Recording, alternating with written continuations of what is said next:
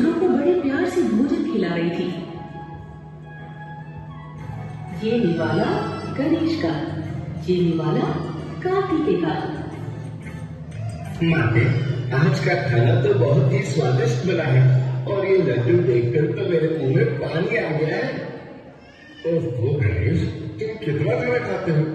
माँ, ये गणेश एक बार में कितने लड्डू खा जाता है? मेरे तो सिर्फ 2 ही लड्डू खत्म हुए हैं, मुझे और लड्डू चाहिए। माँ, आप पहले मुझे लड्डू दो। नहीं माँ, पहले मुझे दो। ये ले कार्तिक, मैंने तो सारे लड्डू खा लिए। दम है तो मुझे पकड़ कर दिखा। देखा ना आपने, गणेश सारे लड्डू ले भागा। रुकिए, इसे तो मैं भी पकड़ता हूँ। कार्तिक, मैं तो यही खड़ा हूँ। कितने स्वादिष्ट लड्डू हैं ये। बच्चों, तुम दोनों का खेलना झगड़ा हो जाए तो मुझे बुला लेना, मैं वहां बैठी हूँ। गणेश, आज तो मैं तुम्हें पकड़ के ले आऊंगा। नहीं कार्तिक, तुम मुझे नहीं पकड़ सकते। ऐसा कहकर गणेश जी गायब हो जाते हैं। माँ, देखिए ना, गणेश बार बार अदृश्य हो जाता है, इसलिए मैं उसे पकड़ ही नहीं पाता। तभी वहाँ नारद मुनि आ जाते हैं। नारायण नारायण। प्रणाम देवर्षि नारद, कहिए कैसे आना हुआ? देवी पार्वती, मैं तो आपको ये दिव्य फल देने आया हूँ। जो भी इस फल को ग्रहण करेगा उसे अमृत और अतुल्य बुद्धि प्राप्त होगी। ये दिव्य फल तो मैं ही खाऊंगा।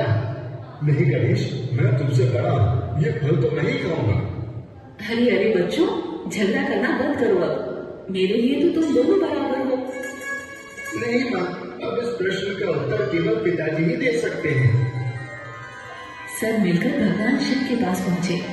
माता पार्वती ने उन्हें सारी बात बताई। अब आप ही इन दोनों को समझाइए। पिताश्री, आप ही बताइए, मैं कार्तिक से बड़ा हूँ, इसलिए मुझे ये फल मिलना चाहिए। देख लिया, दोनों ही अपने आप को बड़ा बनाने पर उतरे हैं।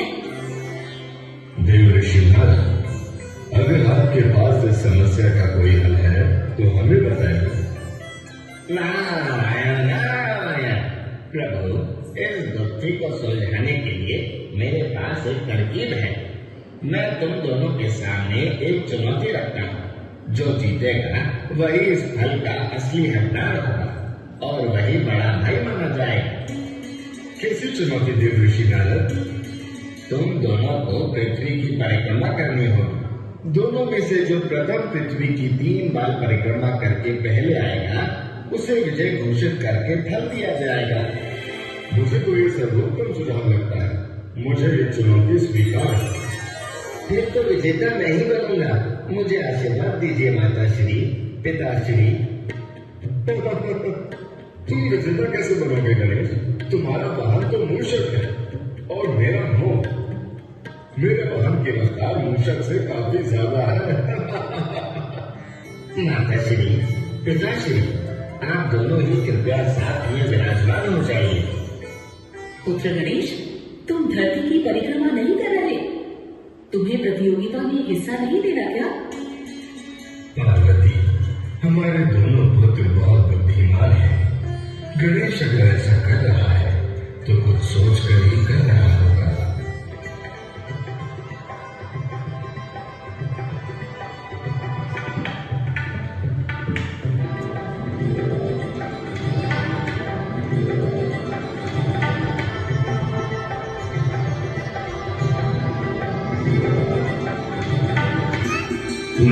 मैंने 3 चक्कर पूरे किए, अब मुझे वो फल दीजिए ना।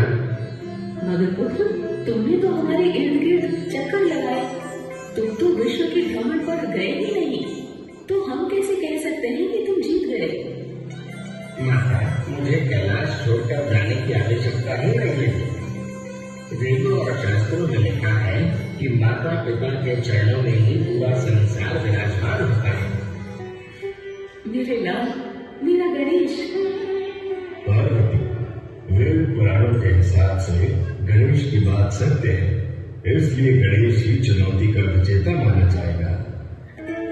माता, पिताजी, मैंने विश्व के 3 चक्कर लगा लिए। बहुत अच्छे बेटा, मगर गणेश ने तो ये चुनौती जीत ली है।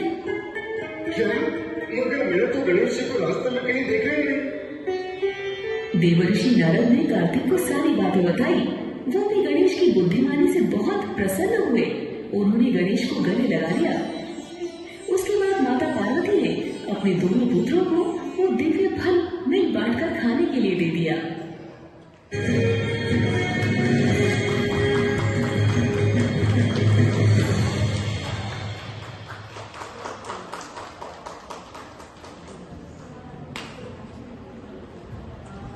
Wow! Ganpati Bappa, Moria! Kartikeya zooms like lightning, but Ganesha's smile hides something so enlightening. The peacock spread its wings to fly across the sky, while Ganesha calmly plans something wise. Kartikeya touched the skies, but Ganesha touched their parents' heart. That's why wisdom always wins the race. In the end, both brothers are winners because one taught us peace and the other taught us love. So parents, put your hands together by a beautiful performance by our little babies. Gajanan of Vighnaharta